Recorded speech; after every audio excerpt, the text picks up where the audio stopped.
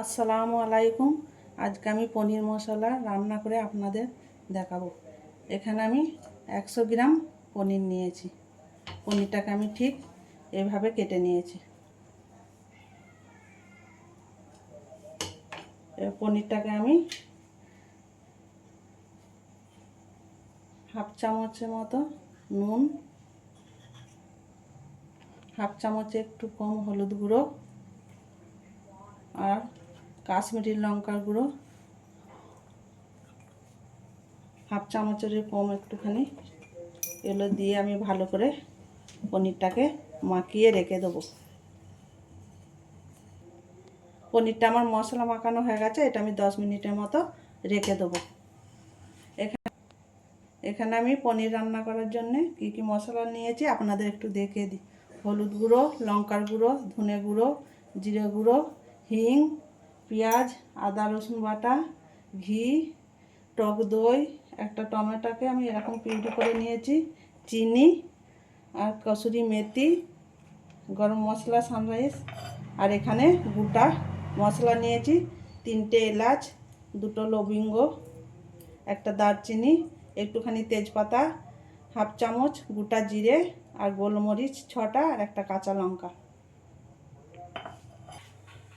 এবার আমি একটা প্যান বসিয়ে দিলাম, গরম হয়ে গেছে। এখানে আমি 1 চামচের মতো তেল দিয়ে পনিরগুলো হালকা আঁচে ভেজে নেব।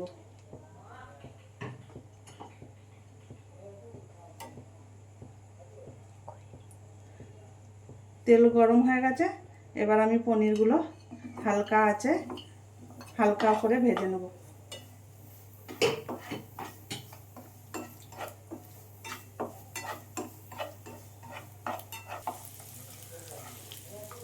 পনিরগুলো ভাজা হয়ে গেছে, এবার আমি পনিরগুলো সব তুলে নিচ্ছি।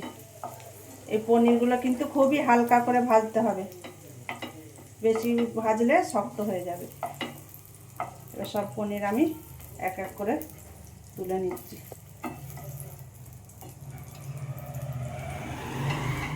এই দেখুন পনিরগুলো আমার সব ভাজা হয়ে গেছে। এবার ওই কড়াইয়ের মধ্যে আমি 2 চামচের মতো আবার তেল দিয়ে দিচ্ছি।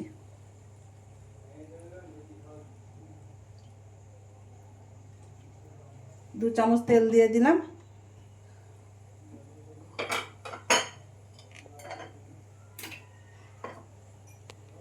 তেল গরম হয়ে গেছে, এবার এখানে আমি গোটা জিরে হাফ চামচের মতো দিয়ে দিচ্ছি, একটা শুকনো লঙ্কা, একটুখানি তেজপাতা, একটুখানি দারচিনির টুকরো, লবঙ্গ 2টো, 3টে এলাচকে আমি এইভাবে ফাটিয়ে দিয়েছি, নাহলে তেল ছিটকে লাগবে, আর 6টা গোলমরিচ।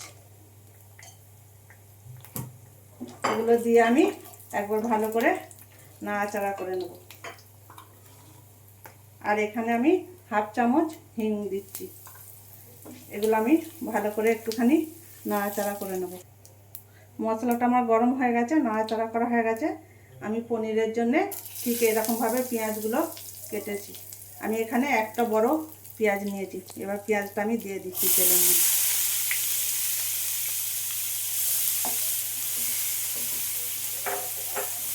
এবার পেঁয়াজটা আমি নাড়াচাড়া করে নেব 2-3 মিনিটের মতো। এই পেঁয়াজটা খুব লাল করে ভাজলেও হবে না, আবার খুব কাঁচা রাখলেও হবে না, মিডিয়াম রাখতে হবে পেঁয়াজটা। পেঁয়াজটা ঠিক এভাবে ভেজে নিতে হবে, খুব লাল করে ভাজলেও হবে না, আবার খুব কাঁচা রাখলেও হবে না, মিডিয়াম মতো করে রাখতে হবে। এবার আমি পেঁয়াজের মধ্যে 1 চামচ আদা রসুন বাটা দিয়ে দিচ্ছি। 1 চামচ আদা রসুন বাটা। আদা রসুন বাটাটা দিয়ে আবারও আমি ভালো করে 2-3 মিনিট ধরে আমি ভালো করে পেঁয়াজের সাথে আদা রসুনটা ভেজে নেব।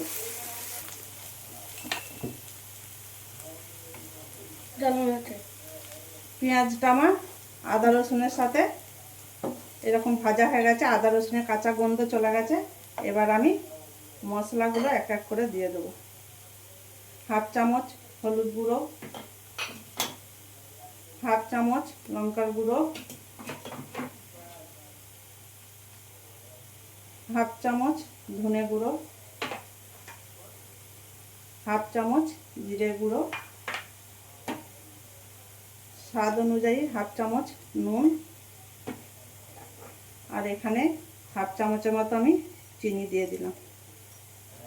দিয়ে আবারও আমি পেঁয়াজ আদা রসুনের সঙ্গে মশলাটা ভালো করে মিশিয়ে নেব 3-4 মিনিটের মতো।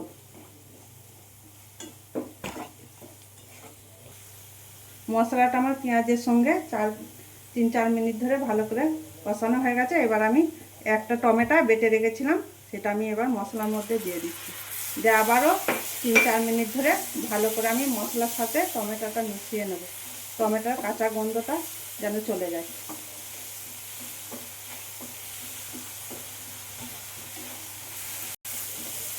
বাড়িতে যদি কোনো সবজি না থাকে, আমি যেভাবে পনিরটা রান্না করছি আপনারা রান্না করবেন, দেখবেন খেতে খুবই একটা ভালো টেস্টি রেসিপি।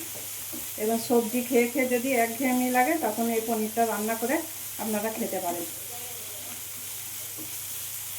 এই দেখুন মশলা থেকে তেল ছেড়ে দিয়েছে।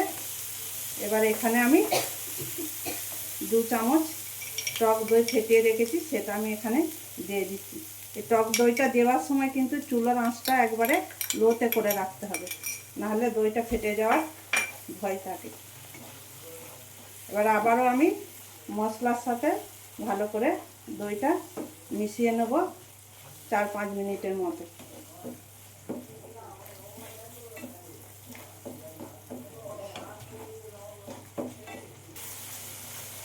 এই দেখুন আমি এভাবে মশলাটাকে নাড়িয়ে নাড়িয়ে কষিয়ে নিচ্ছি।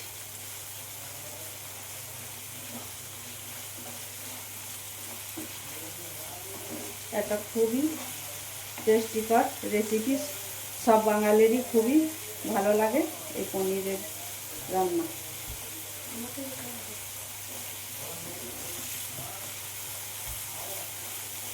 এই দেখুন বন্ধুরা, আমি কীভাবে মশলাটাকে পনির রান্নার জন্য তৈরি করছি, আপনারা ভালো করে দেখে নেবেন। ভিডিওটাকে ফলো রাখবেন, ফলো করবেন।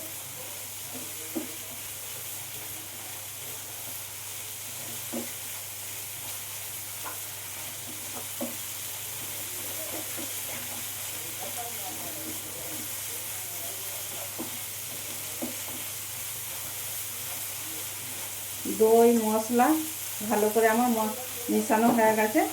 এই দেখুন তেল ছেড়ে দিয়েছে। এবার আমি এখানে পরিমাণ মতো পানি দিয়ে দেবো, আপনারা আপনাদের পরিমাণ মতো দেবেন।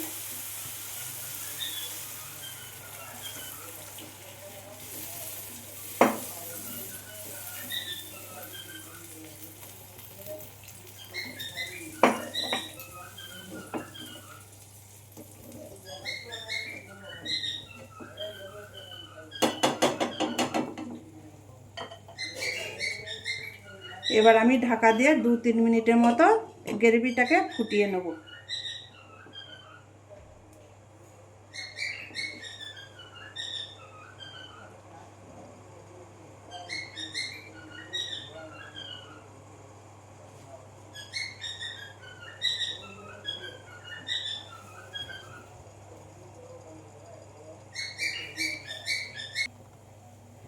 দু 3 মিনিট হয়ে গেছে, দেখুন গ্রেভিটা কীরকম ফুটে গেছে। এবার আমি পনিরগুলো সব গ্রেভির মধ্যে দিয়ে দিচ্ছি।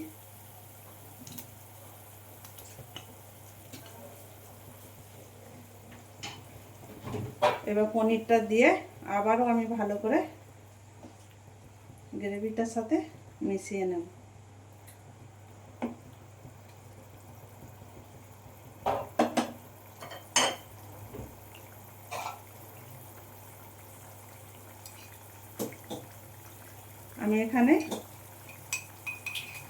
আমি এখানে হাফ চামচেরই কম একটুখানি ঘি দিয়ে দিচ্ছি। আপনাদের কাছে বাটার থাকলে বাটার দিয়ে দিবেন, নাহলে ঘিও দিতে পারেন।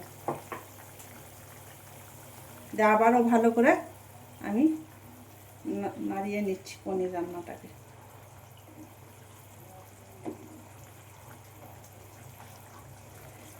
এবার এটাকে আমি ঢেকে 4-5 মিনিটের মতো ভালো করে ধিমা আঁচে ফুটিয়ে নেব।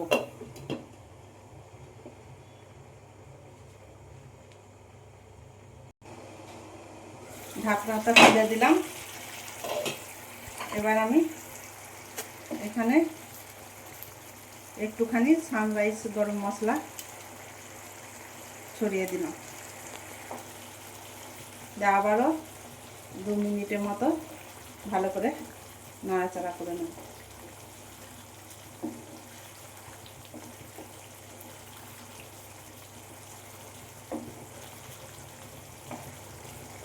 ঝাল নুনটা আপনারা আপনাদের স্বাদ অনুযায়ী দেবেন।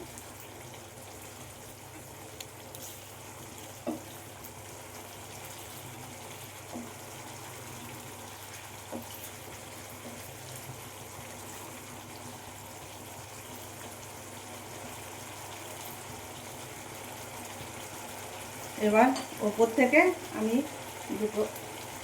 অর্ধেকটা কাঁচা লঙ্কা চিড়ে এভাবে দিয়ে দিচ্ছি, আর একটুখানি কসুরি মেথি আমি গরম করে গুঁড়িয়ে রেখেছিলাম সেটা ওপর থেকে দিয়ে দিচ্ছি। দিয়ে আবারও আমি এটাকে ভালো করে নাড়াচাড়া করে দেবো। দিয়ে 2 মিনিটের জন্যে একটু আমি ঢেকে ভালো করে এটা বানিয়ে নেব।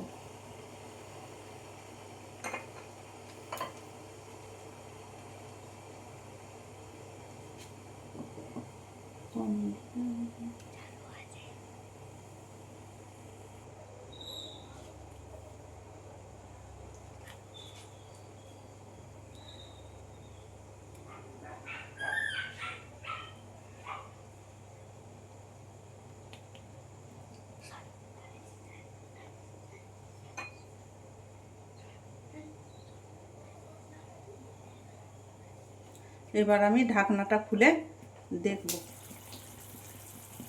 এই দেখুন বন্ধুরা, ফাইনালি আমার পনির মশলা রেসিপি তৈরি হয়ে গেছে।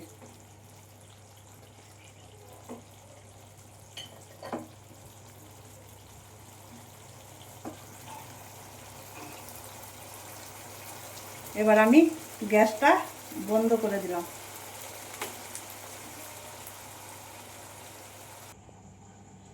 পনির মশলা খালি লুকটা দেখুন বন্ধুরা, কি দারুণ হয়েছে। এই পনির মশলার রেসিপি আপনাদের ভালো লাগলে লাইক, সাবস্ক্রাইব, কমেন্ট করে আমার সাথে থাকবেন। এই পনির মশলা আপনারা জিরা রাইস, ভাত এবং রুটির সাথেও খেতে পারেন।